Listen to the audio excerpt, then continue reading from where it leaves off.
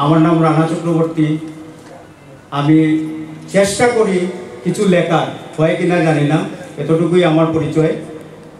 আর স্বাগত ভাষণ বলতে আমাদের একটা সংস্থা সপ্তাশ্য নামে 3 জুন 2012 ইংরেজিতে প্রতিষ্ঠিত হয়েছিল হাইলাকান্দি শহরে।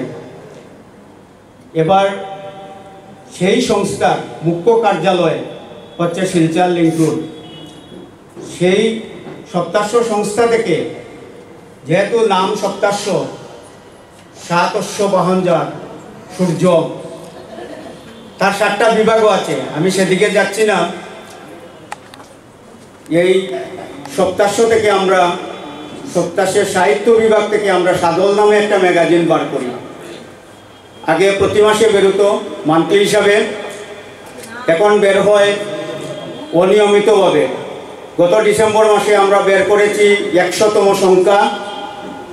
এবার আজকে যার জন্য এই অনুষ্ঠান, মহুয়া চৌধুরী দিদি, ওনাকে নিয়ে মহুয়া চৌধুরী সংখ্যা 101তম সংখ্যা আজ প্রকাশ হবে।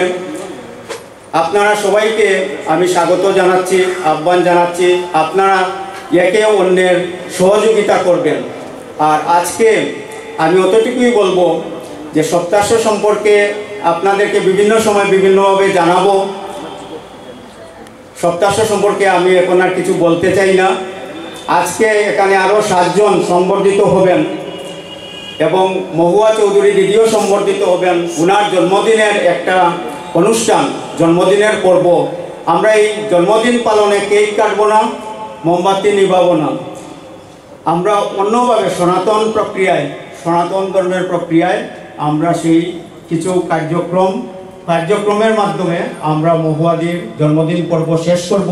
আপনারা যারা এসছেন প্রত্যেকেই সপ্তাশ্য সম্পর্কে কিছু না বলে, যদি মহুয়াদি এবং বাইরে থেকে যারা এসছেন এবং এখানে যারা গুণী সম্বর্ধনা হবে তাদের সম্পর্কে যদি একটা লাইনও যদি বলেন, সপ্তাশ্য বলার দরকার নাই, তাদের সম্পর্কে বলবেন। আজকে তাদের শোনার অনুষ্ঠান, তাদেরকে আপনারা বলবেন, শুভেচ্ছা জানাবেন।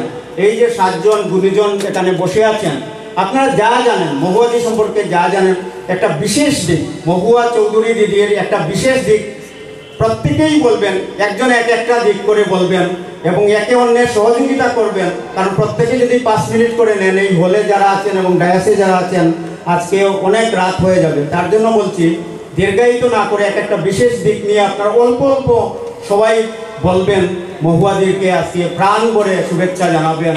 এখানে 7 জন গুণী বসে আছেন, তাদেরকেও প্রাণ ভরে শুভেচ্ছা জানাবেন।